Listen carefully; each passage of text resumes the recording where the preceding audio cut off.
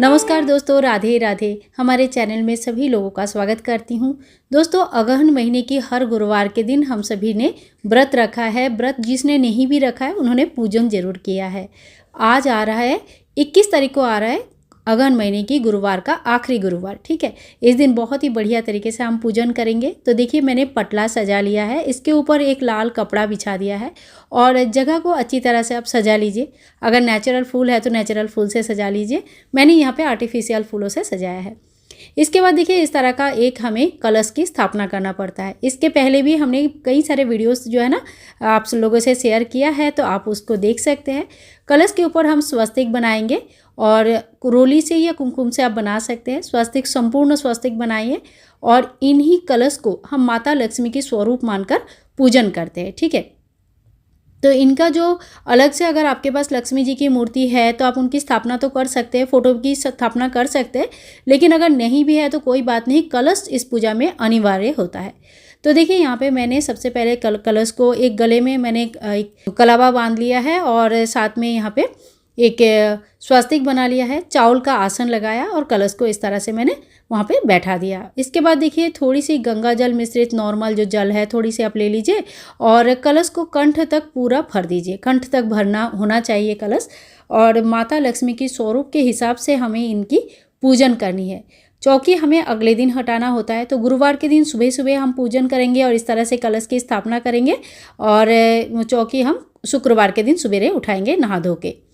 तो कलश को मैंने इस तरह से जो है ना साड़ी पहना दिया और एक बार नारियल लगाने के बाद जो भगवान का स्वरूप बनाना थोड़ा मुश्किल होता है, तो मैंने पहले ही जितनी मेरे पास माला है या जिस तरह से भी मैं सजाना चाहती हूँ उस तरह से मैं सजा लूँगी।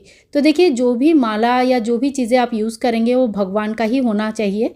अपना पहना हुआ कोई चीज़ हम भगवान को नहीं पहना सकते। ठीक है, इस बात का ध्यान रखें। तो अगर सोने का चीज़ पहनाना चाहते हैं तो वो पहना सकते हैं, उसमें गंगा जल छिड़क के थोड़ा सा शुद्ध करके फिर आप सोने के गहने से सजा सकते हैं। वो पहना हुआ गहने भी शुद्ध माना जाता है। बाकी आर्टिफिशियल ज्वेलरी कभी भी रिपीट नहीं होती है, भगवान को दोबारा नहीं पहना जाता है, जो हमने एक बार भी पहन गया। ठीक है, इसके बाद देखिए, मंगलसूत्र लगाया है हमने, काफ़ी सारे गहने और डिज़ाइनर चीज़ें बना दिया। अब देखिए, कलश में हमें क्या क्या डालना है। तो एक फूल मैंने लिया है, 1 रुपया का एक कॉइन या चांदी का एक कॉइन आप ले सकते हैं। इसके साथ एक सुपारी, एक हल्दी की गांठ, एक इलायची, 2 लौंग जब आप लेंगे पूजा में तो ध्यान रखें इसमें फूल बना हुआ रहना चाहिए और थोड़ी सी अक्षत। तो ये जो सारा सामान है यही मैं यहाँ पे भगवान के यहाँ पे डाल दूँगी। और इसके बाद देखिए, एक नारियल लिया है, नारियल के ऊपर इस तरह से मेरे पास फेस है। अगर आपके पास फेस नहीं है तो कोई बात नहीं, खाली नारियल को भी ऐसे रख के पूजन कर सकते हैं, लेकिन फेस होता है तो सुंदर दिखते हैं करके मैंने फेस लगाया है। 5 आम के पत्ते मैंने लगा दिया। वहाँ पे मैंने ऑलरेडी टीका करके रखा है, तो थोड़ा सा रोली से मैंने आम के पत्ते में टीका कर दिया है। आप चाहे तो आम के पत्ते या पान के पत्ते भी यूज़ कर सकते हैं या तो फिर अशोक के पत्ते भी यूज़ कर सकते हैं। अब माता को हम चुनरी ओढ़ाएंगे। इस कलश को बहुत ही भव्य तरीके से, बहुत सुंदर तरीके से सजाया जाता है। तो आपके पास जो भी सामान है जिससे भी आप सजाना चाहते हैं, लास्ट के दिन आप ज़रूर अच्छे से पूजा करें और सेवा करें। सबसे पहले जो है ना, हमें दहलीज पूजन करनी रहती है। दहलीज में माता लक्ष्मी जी की चरण बनाए, दोनों तरफ 2 दीपक प्रज्वलित करें और आपको जो ना दहलीज पूजन मैंने कई बार दिखाया है।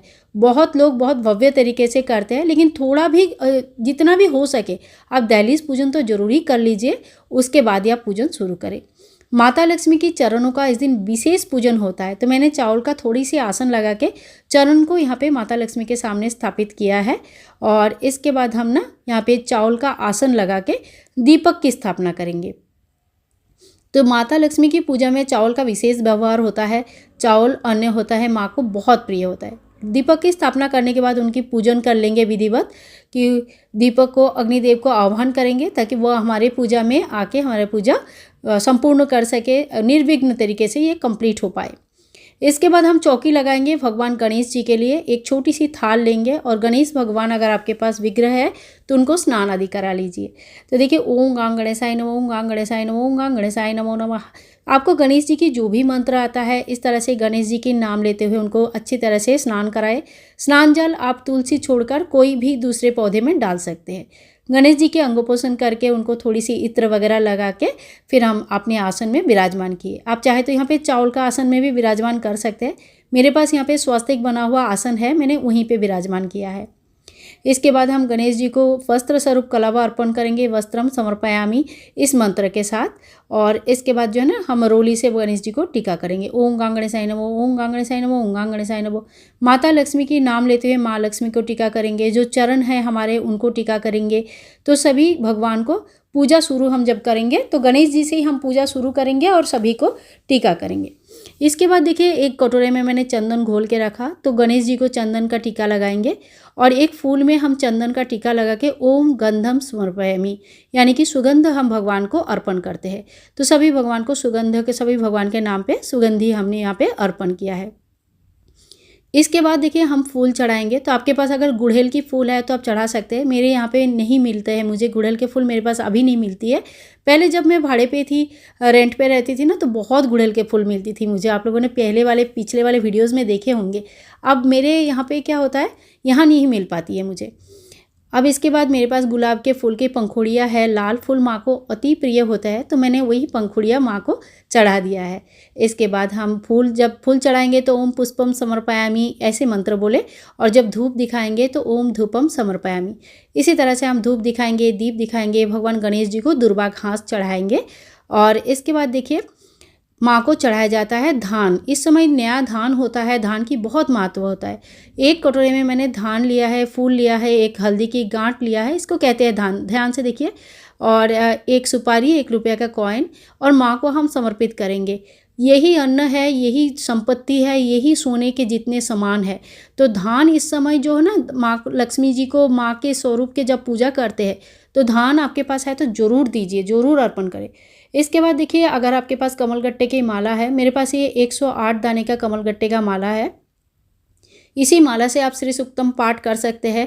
इसी माला से जो है ना आप माता लक्ष्मी की किसी भी मंत्र को सिद्ध कर सकते हैं। मैंने यहाँ पे माँ के चरण के ऊपर ये माला समर्पित कर दिया है। माला को भी थोड़ी पूजन कर लेंगे, टीका लगाएंगे, धूप दिखाएंगे, ठीक है।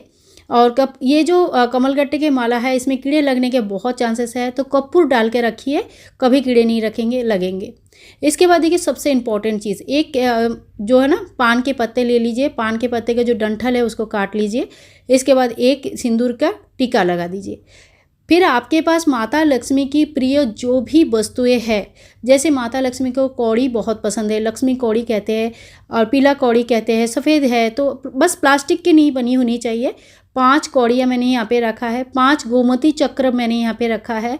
और आप अगर 5-5 नहीं है तो एक भी रख सकते हैं। 1 कौड़ी, 1 गोमती चक्र, 1 हल्दी की गांठ, 1 सुपारी, 1 नाभि शंख, मतलब जो भी आपके पास है। देखिए इसे मुक्ता शंख कहते हैं। और छोटे छोटे चीज़ें जो भी आपके पास माता लक्ष्मी जी के प्रिय सामान है, वो सारे मंगलमयी सामान जो होता है ना, वो चीज़ें भगवान को अर्पण किया जाता है। जय माँ लक्ष्मी, जय माँ लक्ष्मी, जय माँ लक्ष्मी। तो माता को ये सारी चीज़ें प्रिय चीज़ें होती है, इसीलिए माँ के सामने जब ये चीज़ें हम अर्पण करते हैं तो बहुत खुश होते हैं और हमें धन धान्य के आशीर्वाद की प्राप्ति होती है माँ से, ठीक है। गृहस्थ जीवन में हमें माता लक्ष्मी की पूजा अति अवश्य ही करना चाहिए। इसके बाद माँ लक्ष्मी को 5 फलों का भोग लगाया जाता है। तो आपके पास जो भी फल है, और अगर 5 प्रकार का अलग अलग नहीं है तो कोई एक ही फल, जैसे केला भी लेके आए हैं, एप्पल भी है, या कोई भी सीताफल है, तो 5 फल आप भोग में लगा दीजिए। इसके बाद हम जल रखेंगे भोग स्वरूप, जय माँ लक्ष्मी, जय गंगा गणेशाय नमो करते। और दूध से बना हुआ कोई भी मीठा वस्तु जो भी घर पे आप बनाएंगे, खीर सबसे बेस्ट माना जाता है। और खीर अगर है तो खीर भोग में लगाइए, नहीं तो दूध, मीठा दूध भी भोग में लगा सकते हैं। इसके बाद हम तैयारी करेंगे अपनी आरती की। तो देखिए बहुत जगह पे आरती माता लक्ष्मी की नहीं की जाती है, तो जहाँ भी नहीं होता है तो अपने हिसाब से आप मत कीजिए, क्योंकि आपने अपने घर का नियम ज़रूर आपको मानना चाहिए। हमारे यहाँ पे माता लक्ष्मी की आरती होती है, तो मैं दीपक को थोड़ा पूजन कर लूँगी। आरती के लिए दीपक तैयार कर लेंगे। इसके बाद पहले गणेश जी की आरती करेंगे और उसके बाद माँ लक्ष्मी जी की आरती करेंगे। हमारे यहाँ पे माता लक्ष्मी की पूजा पे घंटी नहीं बजाया जाता है, इसलिए मैंने घंटी नहीं बजाऊँगी। आपके यहाँ पे जो भी नियम है आप उस हिसाब से कर सकते हैं। कहते हैं कि माँ लक्ष्मी को शंख ध्वनि बहुत प्रिय होते हैं, तो आप शंख ध्वनि बजा सकते हैं, लेकिन हमारे यहाँ पे घंटी नहीं बजाया जाता है। इसके बाद हाथ में थोड़ी सी जल लेके 3 बार घुमा के हम आचमन कर लेंगे और दीपक को शांत करेंगे। दीपक के ऊपर जो जलती हुई जो दिया जलती है ना, उसमें पानी नहीं देना है, तो उस बात का ध्यान रखें। महालक्ष्मी व्रत कथा का बुक मिलता है, आप चाहे तो इंटरनेट से सुन सकते हैं, आप चाहे तो पढ़ भी सकते हैं। तो इस बुक में व्रत कथाएँ दिया रहता है, तो आप ज़रूर पढ़ें, और अगर सुबह समय नहीं होता है तो शाम के समय, जब भी समय मिले तभी पढ़ सकते हैं। माता लक्ष्मी की पूजन विशेष तरीके से शाम के समय किया जाता है नॉर्थ इंडिया में, और सुबह सुबह एकदम 3 बजे 4 बजे से इस पूजा को शुरू कर दिया जाता है साउथ इंडियन साइड में, और 4 पहर की पूजा है। बहुत ही कठिन नियम के साथ इस पूजन को साउथ इंडिया में किया जाता है। आप अगर उतनी कठिन नियम नहीं भी कर पाएंगे तो शाम के समय इस तरह का पूजन आप ज़रूर कर लीजिए। बुक को कथा पढ़ने के बाद हाथ में एक फूल लेके आप कथा पढ़ लीजिए। करने के बाद बुक को भी यहीं हम रख देंगे, और माता लक्ष्मी को हाथ जोड़ करके इसमें क्षमा प्रार्थी होंगे कि पूजा में जो भी भूल चूक हुई है इसके लिए माँ हमें क्षमा करे, अपनी संतान का घर हमेशा धन धान्य से भरे रखे। तो देखिए, बहुत ही सरल विधि से आज मैंने आप लोगों को पूजन करके दिखाया है। और देखिए, ये आखिरी गुरुवार है, लेकिन इस दिन जो है ना उद्यापन नहीं करनी है, क्योंकि खरमास आ गया है। आप चाहे तो अगले गुरुवार को भी कंटिन्यू कर सकते हैं, और 15 जनवरी के बाद, मकर संक्रांति के बाद आपको किसी अच्छे गुरुवार के दिन, शुक्ल पक्ष के गुरुवार के दिन उद्यापन करनी है। ठीक है, आज आप उद्यापन मत कीजिए क्योंकि अभी खरमास चल रहा है। तो आशा करती हूँ आज के वीडियो आप लोगों के लिए हेल्पफुल रहा होगा, और अगर वीडियो मेरी पसंद आती है तो प्लीज़ इसको ज़्यादा से ज़्यादा शेयर करें, और चैनल को सब्सक्राइब करके रखना बिल्कुल भी ना भूलें। मिलते हैं नेक्स्ट वीडियो में, तब तक के लिए सभी लोगों को हरे कृष्णा, राधे राधे।